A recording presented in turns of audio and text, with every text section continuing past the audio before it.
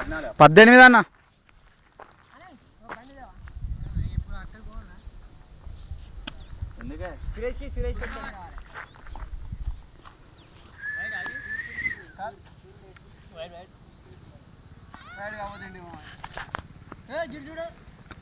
ఏం పడతలేదు నీడలా అటు కిందికి ఇప్పుడు ఇట్లా పోతే బెటర్గా యారు ఇంకా ఇప్పుడు మనం వచ్చిన దారిలా బండి పోదా